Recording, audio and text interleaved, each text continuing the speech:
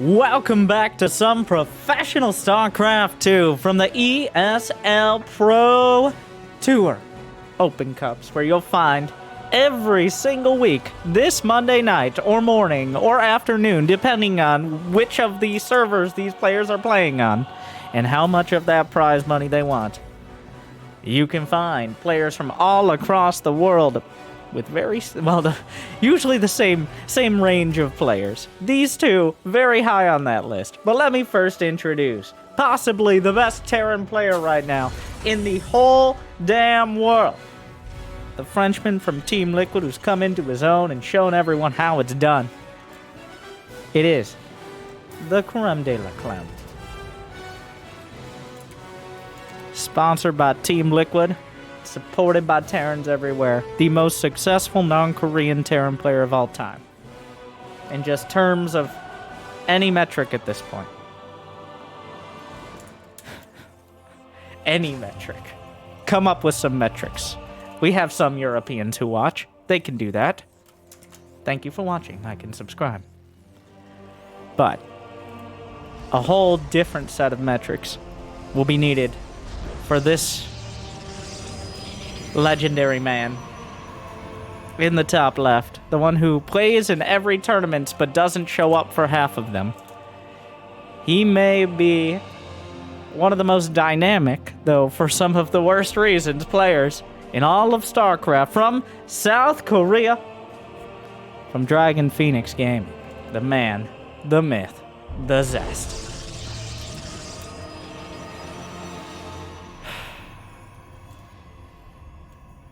Which Zest is showing up today? That's the question. Is it going to be the Zest that redefines the entire meta of whatever matchup we're playing, and possibly others? Or is it the Zest who decides that he has a date with your mother in 20 minutes and let's get this over with? Sometimes we see both Zests. I have no confirmation that Zest is not two pro gamers in a hoodie. Okay. I have you ever seen Zest in the same room? I have. It's quite an experience. But not necessarily while playing StarCraft, so. Moving on. A Twilight Council. You know what's all the rage nowadays? DTs. And by that I mean both in terms of the meta and making Terrans rage, which is not very difficult to pull off. But there's been a resurgence of just build the Dark Shrine, bro. Just, you know what, go Blink and Dark Shrine. How do I afford it? Who cares? Has another one. It is, Dark Shrine is now permeating, intruding upon, gracing, all words, about a quarter of Protoss versus Terran matches, maybe a little higher. In the early game, like you go long enough, you'll always have a Dark Shrine. That's how it works. Is Clem's Reaper gonna die? I didn't even know that was possible. That might be illegal. But Zest is able to chase it down with the, like, this is the Reaper portico here. Like, come on in, see everything I have to offer, and then get out and die. This is one of the least efficient / most complicated ones I've seen. But he did technically I think he just misclicked it. I'm pretty sure. Like, you're supposed to wall it off with 3 buildings. Zest, in all his infinite wisdom, took 4. That is a lot of effort, but he did kill the Reaper, so I guess here we are. Here comes Clem. A Widowmine drop on the agenda. Zest already preemptively scouting. He's got a spotter pylon. He's got a probe in position. That pylon will just kind of see the medevac drop. Unfortunately for Zest, he doesn't, oh my god, he's baiting. Is it a masterful enough bait? The blink! He has blink. He could, oh, wait. He gets the, oh, Zest. Yeah, he's gonna lose mining for a few seconds. But, oh! Wow. Wow. Okay. A confident dispatch of that little mine drop. about as cleanly as he possibly could with no detection. He waited for his moment. He killed the medevac, the mines, lost nothing. So here we are. And Zest is not stopping there. He doesn't have a third, but he does have a war prism, which tells the story in and of itself. That's a lot of stalkers. Does Clem just die? Oh my god, Zest blunks in. The ghetto blink into the prism. Actually, it's probably just a better blink into the prism.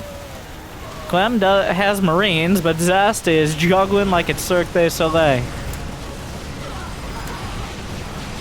The prism itself is vulnerable, but the stalker count is so damn high, blunking over the top. SCV count plummets and Clem is down for the count. Game 1. A confident and overwhelming execution from Zest. Wow. Okay. Well, look who's here. That was about as cleanly as I've ever seen Clem being killed. Like, I would say Clem, a little more struggle in TVP than other matchups. Not significantly so, but like, wow. Clem, Zest just backhanded him and then slapped him across the face. And that was it. Oh. And then it was over.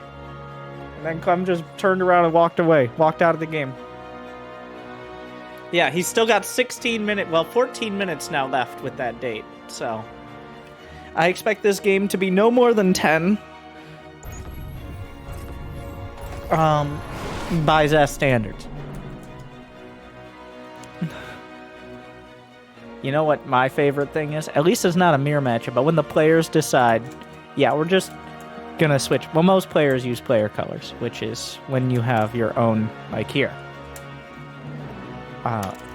But, so now in the red is Clem, and in the blue is Zest. Of course, one of them has probes and one of them doesn't, much to the other's dismay. So here we are.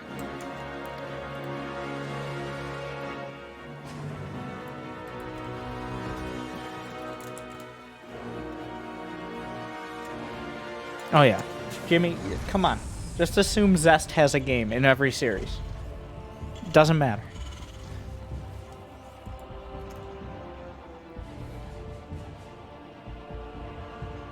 Somehow he always starts with a game.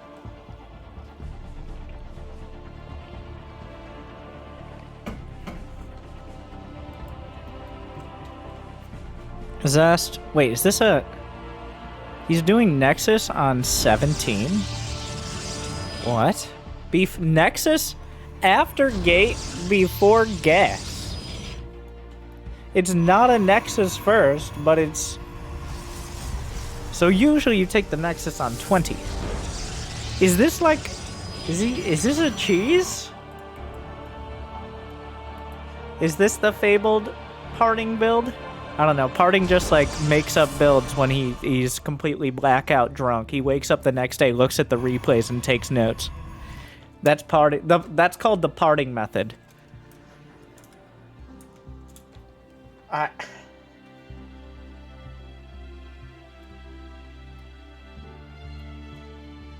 We will see. A gate on the other side. It's like, what if I just didn't build probes? Zest is like, I like what you're saying there. Zest, not a big probe builder himself. So some people just aren't, okay? There are two types of people. And then some, but like... It's like, if you wanted to, like, macro in the front, cheese in the back. Here we are. Right now, Zest technically has a Nexus. I wonder if Clem realized that was at a weird timing. But he also has just 3 gates, so... Oh, he knows. Clem knows. He might think this is a Stargate? Wait, did he see? He saw there was no second gas.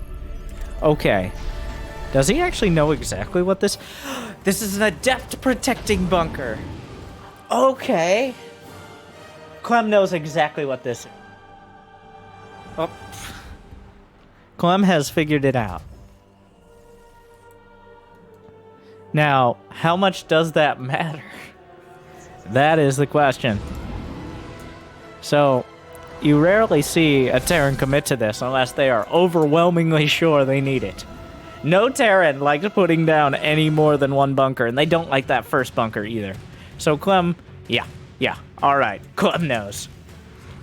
He's put it all together. He put it together almost immediately. Zest! Oh no!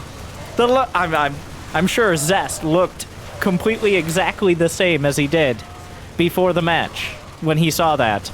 But maybe in his mind he thought, curious. Oh my.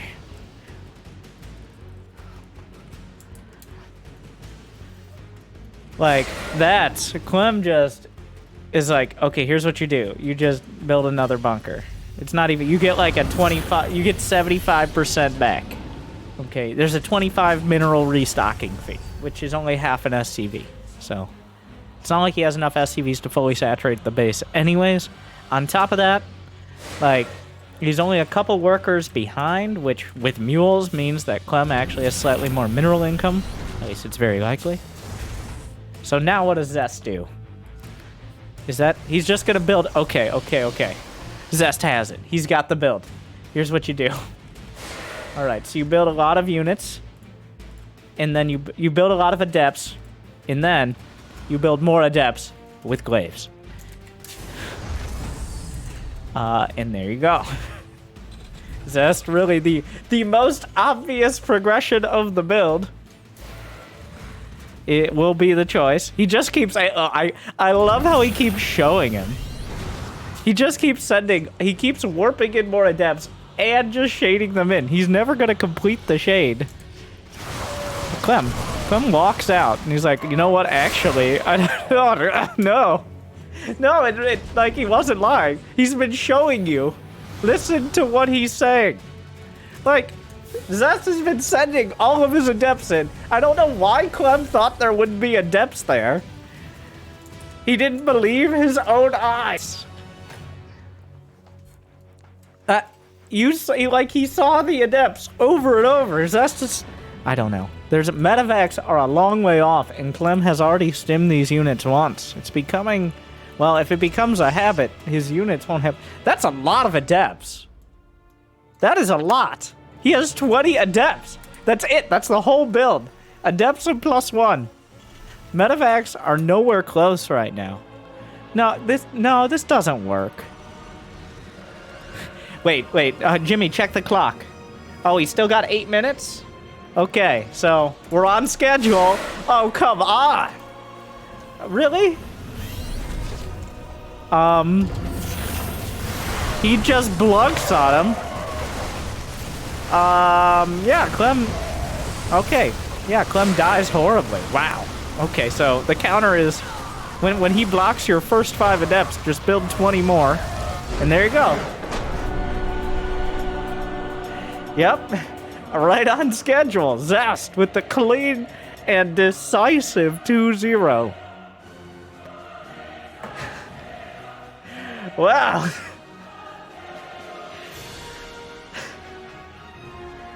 Okay. Alright, Zest. When he wants it, he gets it, if you know what I mean. And in typical and classic Zest manner, he, one way or another, ends the match. So here we are. If you enjoyed that experience, like and subscribe. Ring the bell. I'm not convinced it actually does anything according to YouTube. But thank you to Wardy. As always, ESL. And good luck, have fun. Stay chill.